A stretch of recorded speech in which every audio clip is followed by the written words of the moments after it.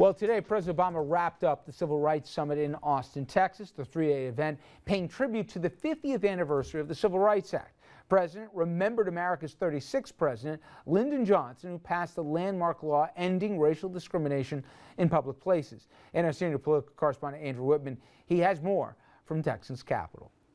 President Obama began his remarks here at the LBJ Library's Civil Rights Summit focused on history, the history of the Civil Rights Act and President Johnson and Martin Luther King and those who helped form the law. But for the president, today's address was much more than just a history lesson. Now, some of this sounds familiar. It's because today we remain locked in the same great debate about equality and opportunity and the role of government in ensuring each. As was true 50 years ago, there are those who dismiss the Great Society as a failed experiment and an encroachment on liberty, who argue the government has become the true source of all that ails us and that poverty is due to the moral failings of those who suffer from it. I reject such thinking. Not just because Medicare and Medicaid have lifted millions from suffering, not just because the poverty rate in this nation would be far worse without food stamps and Head Start and all the Great Society programs that survive to this day. I reject such cynicism because I have lived out the promise of LBJ's efforts, because Michelle has lived out the legacy of those efforts, because my daughters have lived out the legacy of those efforts, because I and millions of my generation were in a position to take the baton that he handed to us, because of the civil rights movement, because of the laws President Johnson signed. New doors of opportunity and education swung open for everybody. Not all at once, but they swung open. Not just blacks and whites, but also women and Latinos and Asians and Native Americans and gay Americans and Americans with a disability. They swung open for you, and they swung open for me. And that's why I'm standing here today, because of those efforts, because of that legacy. The president offering a warning that the advances of the 1964 Civil Rights Act are today under threat. But we are here today because we know we cannot be complacent. For history travels not only forwards, history can travel backwards. A warning echoed by another Democratic president here in Austin. Here we've been working for 50 years. First, to open up registration to everybody. And secondly, to try to convince them to be responsible enough to vote. And all of a sudden, there are all these new barriers to voting to make it harder to vote. This is a bad road for us to go down.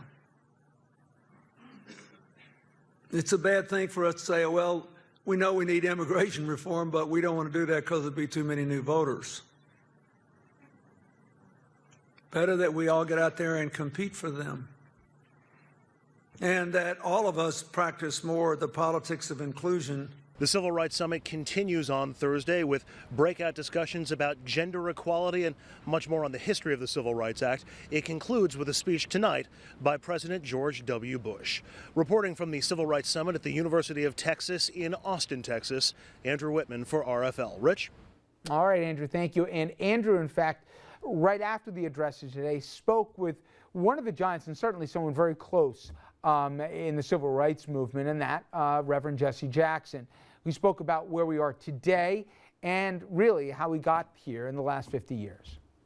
Reverend Jackson, first of all, compare the United States of 2014 on civil rights to the U.S. of 1964. Are we where you thought we'd be 50 years later? In some dimensions. When Johnson spoke in 1964 to the Congress, it was almost all white male. Today it's white and black, and brown, male, female, Asians, Latino Americans, Native Americans, black Americans, young. That's a good thing. That you can travel today from the bottom of Texas to the top of Vermont and use any hotel, motel, park, or library. That's a new America. A woman can aspire to be president. A black has become president. That's a new America. When Texas plays Texas A&M, you choose uniform color, not skin color, because they're black and white players on both teams. That's the new America. And so we see some evidence of the growth of America. But now some mean-spirited forces trying to undermine that growth, trying to make the vote more difficult, trying to attack people who are in poverty and give more resources to those who do not need them, and those are not good signs. About those barriers to voting, you're calling for a constitutional amendment. What would that amendment do? It would assure every American the right to vote, and it would be a federal right, right now, a constitutional right. We need a constitutional amendment. Right now we have a state's right to vote. Every state has its own system. There are 50 states separate unequal elections. That's why the state can try to maneuver the vote in Texas, and maneuver it in North Carolina, maneuver it in Virginia, because it should not even be their right to do. Do you think those barriers to voting that are being put up is based in racism and hatred, or is it simply an expedient way to try to get the electoral math to work? Expedience and greed. I mean, in year 2000, they used mechanics to confuse people with prisoners on rolls from Texas to Florida. That was a manipulation, dishonest manipulation. The attempt to remove voting from college campuses is a dishonest manipulation. In Texas, you can use a gun ID, but can't use a student ID to register. It's a dishonest manipulation. And so it is driven by greed. But that greed saps the soul of America's promise. Finally, Reverend, how big of a challenge to equality and civil rights is poverty, especially in minority communities? Well, especially all over, whether you're in Appalachia or whether you're in Abilene, Texas, or whether you're in Chicago. Poverty weakens the body. It saps spirit. It lowers the dream level. Reduces people's ability to realize their truest and their best self. So we must revive Johnson's war on poverty. Reverend, thank you very much. You know, it's interesting. We've been talking, guys, Dominic and I, for the last couple of days about the amazing progress in the last 50 days. But there was a thought, who signed this? It was LBJ. And what was Lyndon Johnson? Certainly his legacy, it'll be attached to Vietnam and everything else. But he pushed through some landmark legislation.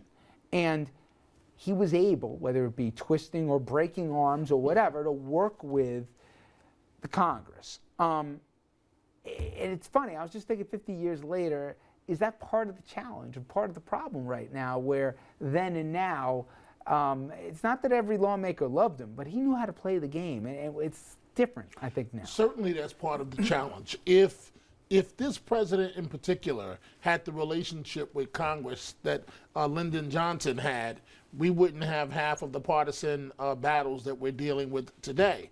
The fact of the matter is, they say differences, but I think there's a lack of respect for this president for whatever reason. I don't know what it may be, but the Congress, for the most part, does not respect him, and thus they're not afraid of him. Do you think, Jonathan, that if it was a more engaged president, it would make a difference? I hear this all the time. No, because there have been instances where he has, like, strong-armed, or he has been more engaged with the legislature, with Congress, and it's almost like backfired on him then too. You know, listen, it's just a different time. I mean, the stuff that LBJ was doing back then, no way in hell would he be able to get away with it today. I mean, you know, we saw it with Obama. I think the biggest thing was the health care bill, obviously, and throwing money around, the Nebraska kickback and this and that.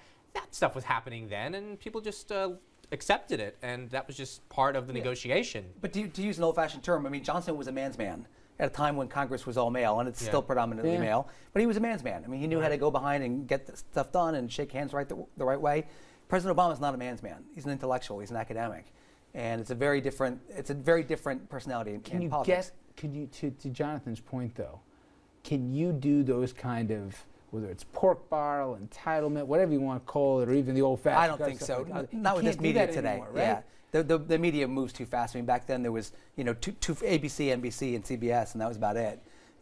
You could get away with a lot of stuff back then, and the media gave you a lot of room back then to do your backroom deals. Not today. I mean, today there's somebody. I don't know, Richard. I really feel that this president took a major hit when he lost Rahm Emanuel as his chief of staff. You've got to have somebody that will pick up the phone, curse out the elected official on the other end, and threaten, oh, you're going to do that? We're going to withhold A, B, C, and pull that Air Force base out of your district. You've got to have somebody like President Johnson that can twist arms. Well, it's interesting. We see a lot of issues right now, back and forth on the periphery of races, mostly through the courts, whether it's affirmative action the Supreme Court's going to hear, voting rights, which are on a state-by-state level. So I think it's amazing the progress we've come in the last 50 years, but if everybody thinks every fight and every battle has been resolved here, I don't think they've been paying too close attention. Okay. When we come back, we're going to come closer to home. A probe has been launched into the closure of the Corruption Commission in Albany, but here's the kicker here. Who's looking into who? This was the governor, after all, who said, you know, all right, never mind about the Moreland Commission. We're going to tell you who is into that. Plus, we'll also have a lot more on the race for the governorship here, and Mr. O'Reilly's got certainly a few things to say on that subject. New York politics, we'll get into that after this.